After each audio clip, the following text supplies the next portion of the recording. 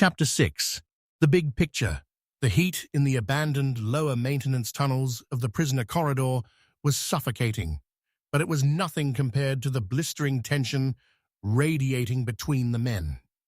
"You threw away our shot, human," Trogon snarled, his burnt orange skin flushing a deep, dangerous crimson under the dim emergency lights. He slammed his massive fist against their cell wall, sending a dull, echoing clang through the dark corridor. The warlord was in the open. The power grid was ready to blow. "We could have ended Van's reign right there on the tarmac, but you choked." Ralph didn't even flinch. He stood his ground and looked up at the towering alien warrior. "I didn't choke Trogon." The plan changed the second they dragged Ruth inside the command ship. If we had cut the power, the automated backup system would have locked down the titanium blast doors instantly. She would have been trapped in a blacked-out box with that monster. "We are at war," Trogon argued, his eyes flashing with a terrifying old bloodlust. "In war, sacrifices must be made for greater good. The Lao Moon lineage demands retribution." "Then your lineage is blind," Ralph countered, his voice dropping to a low, dangerous growl as he stepped directly into Trogon's personal space. "Let's get one thing straight. I didn't sign up for your holy war. I didn't risk my neck to put a crown back on your head. The only reason I am standing here, the only reason Robert and Jake are risking execution, is because of Ruth. Period." Trogon bared his teeth, but Ralph kept pushing. "You're a man-idiot, Trogon. Your entire culture is built on honor, protecting the pack, and defending what is yours," Ralph said, his eyes narrowing. "Are you so blinded by your thirst for revenge against Van that you've forgotten your own people's values? Or does your code only apply when it's convenient for you? Because from where I'm standing, abandoning a captured woman to be butchered just for a clean shot at Van sounds a lot like cowardice." The word hung heavily in the damp air. Robert and Jake both held their breath, hands instinctively drifting toward their tools, half expecting the massive alien to snap Ralph's neck. For a long, agonizing moment, Trogon loomed over Ralph, his chest heaving.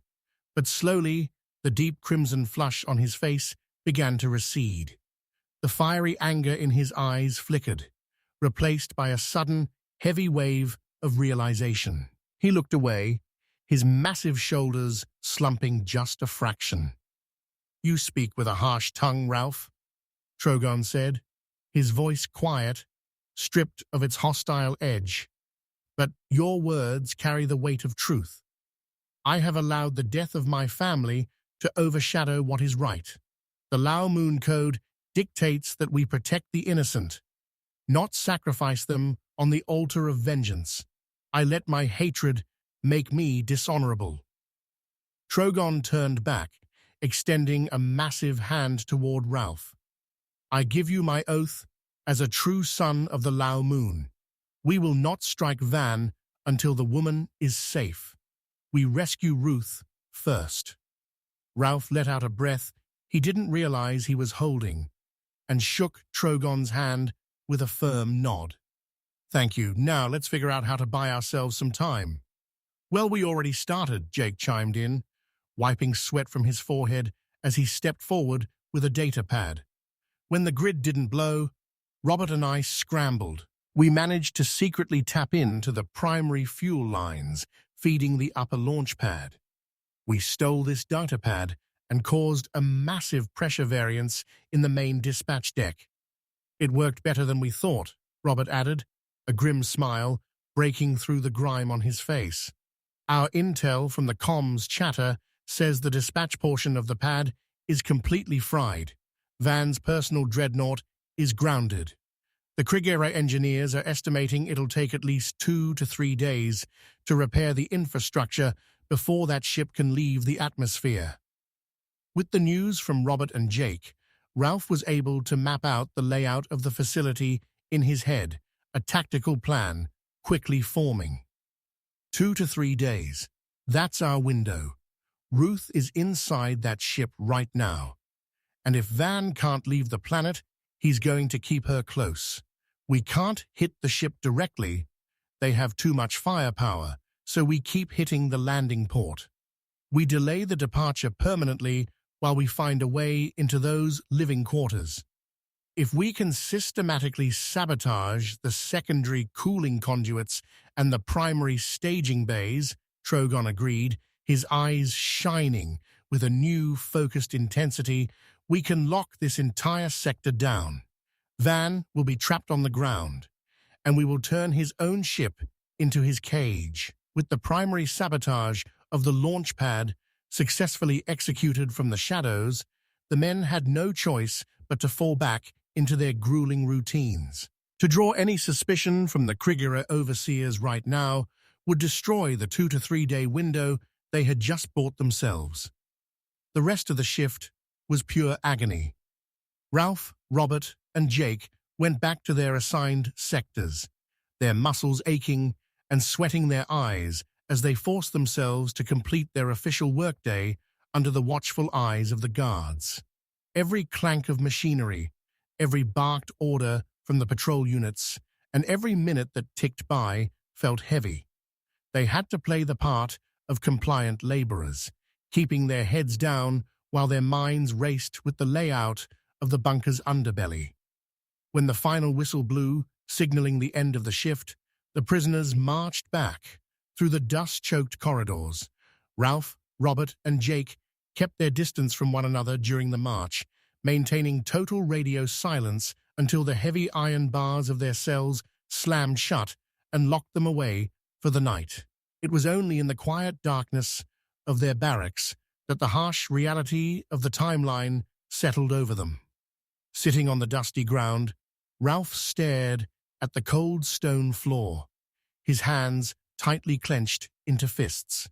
"She's been in there all day now," Jake whispered from across the dark cell, his voice tight with an anxiety he couldn't hide anymore. "We don't know what he's doing to her, Ralph. We don't know if she's even—" He trailed off, unable to bring himself to finish the sentence. Robert leaned his back against the wall, his jaw tight as he looked toward the small ventilation grate. "Van isn't a regular warden, Ralph. He treats this whole sector like his personal kingdom.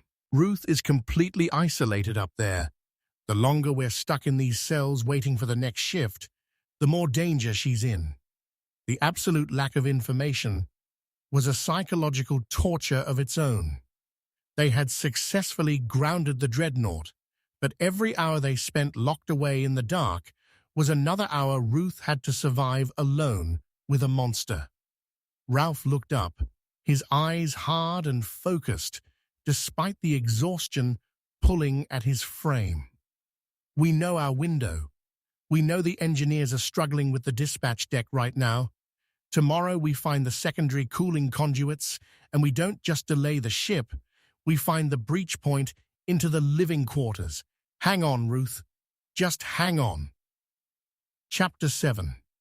The secondary conduits. The following morning came with the harsh mechanical blare of the sector's awakening siren.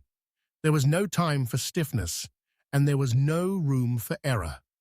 As the heavy iron bars slurred open, me, Ralph, and Jake fell into the rhythmic head-down march of the prisoner line.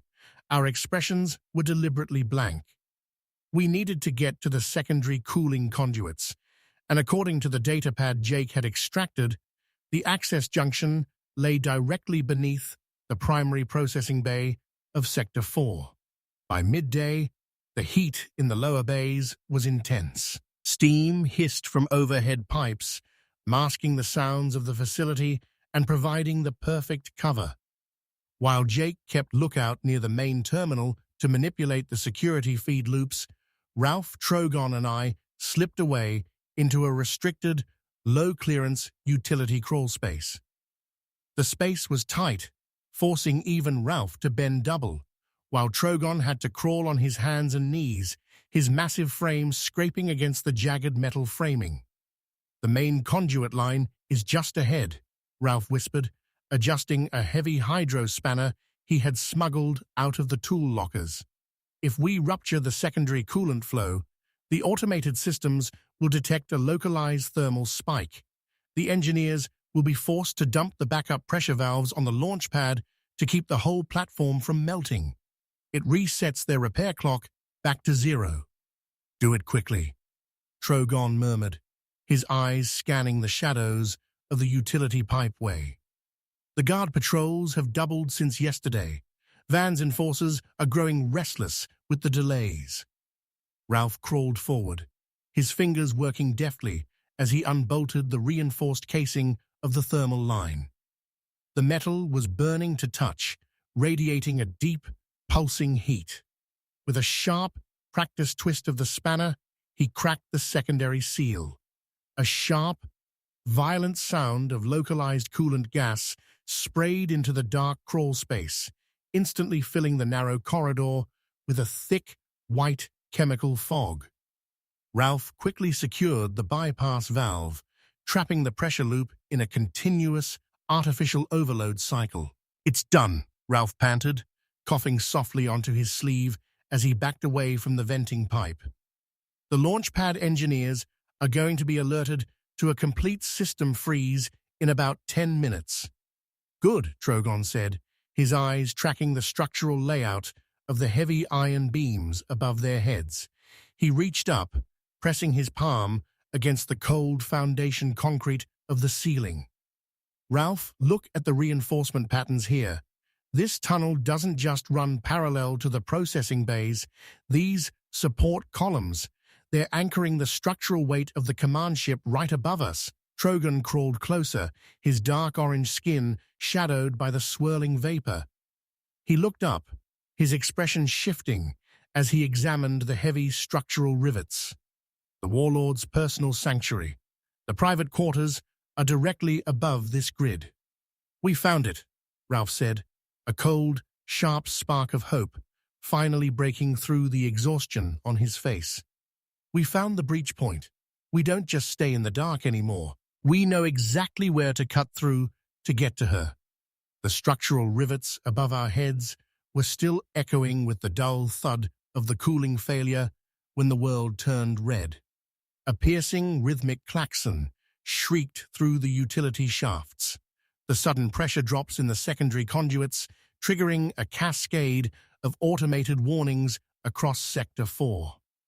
The white coolant fog swirling around us flashed in sync with the blood-red emergency lights, blinding and disorienting. "Movement in the upper junction." Jake's voice crackled through a low-frequency burst on our smuggled comms, high with panic. "The automated alarms bypass the terminal loop. Guards are flooding the lower processing bay. You have to get out of there now." "Back to the shafts," Ralph commanded, his voice cutting through the mechanical roar as he waved me and Trogon toward the narrow exit. I didn't hesitate, scrambling backward through the tight metal framing with my hydro spanner tucked tight. Trogon, despite his massive size, moved with the fluid, desperate speed of a hunted warrior, his hands and knees throwing up sparks against the iron deck as he squeezed his way out of the suffocating crawl space. Ralph went last, covering our retreat. He backed out of the utility pipeway and dropped down onto the catwalk of the maintenance deck, straight into the path of a 6 Krigere patrol. The heavy shock troopers had bypassed the main processing bay entirely, cutting through the lower access tunnels to isolate the source of the sabotage. "Intrenger!" a guard roared in harsh, guttural Manadiet. Ralph lunged for his tool belt, but he was completely outmatched and outpositioned. The butt of a heavy shock rifle slammed brutally into his ribs, knocking the wind from his lungs and sending him crashing against the iron railing. He fought back like a cornered animal, driving his elbow into the face of the closest warrior, but 3 more threw their full, armored weight onto him pinning him to the metal floor. From the shadows of the upper ventilation shaft, Trogon's eyes flared with an ancient fury. He bared his teeth, his hand instinctively gripping the hilt of his hidden dagger, preparing to drop from the ceiling and fight to the death to save his ally. I grabbed the massive Manadiot's shoulder, pulling him back into the pitch-black safety of the recess. No, if you drop down there, we all die, and there's no one left to save Ruth or Ralph. We must move. Trogon choked back a roar of frustration, his chest heaving as he watched the guards drag a bloody, struggling Ralph down the corridor. Remembering his sacred oath to protect the innocent and see the big picture, the prince made the agonizing choice to retreat. He turned and vanished into the dark ventilation network with me, escaping just before the security bulkheads slammed shut. Ralph, the darkness that followed was a blur of rough handling, echoing steel boots and the heavy sounds of pressurized airlocks. They didn't take me to the regular prisoner barracks or the standard detention cells. Instead, they marched me up the high-security gantry, across the heavily guarded staging platform, and straight into the belly of the beast.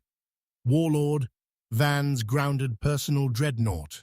The ship's interior was cold, sterile, and hummed with the terrifying power of a capital-class warship. The guards shoved me into titanium-reinforced holding cell deep within the brig. The heavy magnetic door shut with a definitive ringing click, locking me away in the starship's lower deck. I wiped a streak of blood from my split lip, leaning my head back against the cold metal wall of my new cage. I was trapped in the lion's den, bruised and isolated from my team. I looked around and realized that I was no longer stuck in the dust-choked mines below. I am on the ship. I am closer to Ruth than before. Chapter 8. The Prisoner When I Awoke. The light filtering through the massive viewports of Warlord Van's quarters was harsh and unforgiving. I lay completely still in the center of the massive fur-lined bed, staring blankly at the ceiling rivets. Every inch of my body felt bruised, a dull, localized ache throbbing through my limbs. Last night was different. There was no glass of red drink from the platter. There was no note from the healer. Van had come into the bedroom without warning, his towering muscular frame casting a long shadow over the bed, and this time I was forced to endure this absolute nightmare completely awake. Without the sedative to blur the edges of reality, my mind had been trapped in the room for every single second of the assault. "Drink this, child, slowly," a quiet, weary voice murmured from the shadows. I turned my head slightly. The movement sent a sharp pinch down my neck. By my bedside, Batar was sitting on the low wooden stool. It seems this is where he has been all morning. His face looked even more drawn today, the deep lines around his eyes etched with profound, heavy guilt. He held out a small ceramic cup, the familiar herbal aroma of the pain-relieving analgesic drifting upward. I didn't say a word. I just sat up slowly, pulling the linen sheets tightly around my chest, and took the cup from his steady hands. As I swallowed the bitter liquid, I leaned back against the headboard, trying to process the reality of my new life. I was a prize, a piece of property locked away in a warlord's personal sanctuary and at the mercy of a monster's whims. Through the open archway leading into the main lounge, the heavy clatter of metal utensils broke the silence. Van was sitting at his low table, aggressively tearing into his meal. He ate with the same savage hunger he had displayed the day before, and completely unfazed by the horror he had caused. Suddenly, the heavy entrance doors of his quarters hissed open. With a loud, pressurized thud. In walked two armored Krigere guards, with their iron boots clanking loudly against the floor plates. They stopped a few feet from Van's table and saluted, causing their chest plates to rattle. "Chef, vi har fanget en av inträngerne," the lead guard announced, his gravelly voice echoing into the bedroom. "Han den som ansvarlig for att sabotera skipets kylledningar. Vi har ham I arresten no." The linguistic lattice behind my left ear instantly stitched the translation together in my head. "Chief, we have captured one of the intruders. He is the one responsible for sabotaging the ship's cooling lines. We locked him down in the prisoner bay." Hearing those last words caused a cold, suffocating feeling of terror to rise inside my chest. My heart leaped straight into my throat, and before I could stop myself, a sharp, loud gasp escaped my lips. The clatter of utensils abruptly stopped in the next room. Slowly, Van approached the sleeping quarters. He stood in the doorway with a cruel smile spread across his weathered, scarred face as his pale eyes locked onto mine. "Jeg antar att vi har no som någon andra vill ha," Van purred, his voice dropping to a low, amused rumble. He turned his head slightly toward the bedside. "Kom Barta, overset for Meg. I assume we have something that someone wants." "Come, Barta, translate for me." Barta stood up slowly from his stool, keeping his head bowed as he stepped toward the warlord. He looked back at me over his shoulder, his eyes flashing with a silent, desperate warning, pleading with me to keep my composure. Satisfied with the terror written across my face, Van turned on his heel and strode back out into the corridor, his personal guard and Barta following in perfect step. Once Barta's white uniform passed out of sight, the heavy titanium doors closed shut behind them, locking with a definitive magnetic click. I was left completely alone with the silence of this massive room. My hands shook against the fur blankets as the terrifying truth began to settle into my gut. They had caught a human saboteur in the lower decks. It wasn't Trogon. The guards had specifically said him. A human. I don't believe it to be Jake or Robert. It must be Ralph. My friends had grounded the ship to buy us time, and now one of them is locked away in the lower decks of the very fortress I was trapped in. A strange spark of determination flared through my chest. I was no longer alone. Ralph was on this ship, and I had to find a way to save him. Ralph down below, in the bleak prison hold of the dreadnought. Ralph found himself chained securely to the reinforced metal wall. "How did I get myself into this mess?" I muttered, as the heavy iron links rattled with the slightest movement. Of course they would have set a trap at the second set of conduits. It's exactly what I would have done. Before I could ponder further on my failures, the heavy pneumatic door to the holding cell opened. In walked 4 of those orange monsters. 2 were heavily armed Krigere guards, followed by Warlord Van himself and another Manadiet, smaller than any I had seen in these mines, fully clothed in a pristine white uniform. Van slowly walked toward the center of the cell.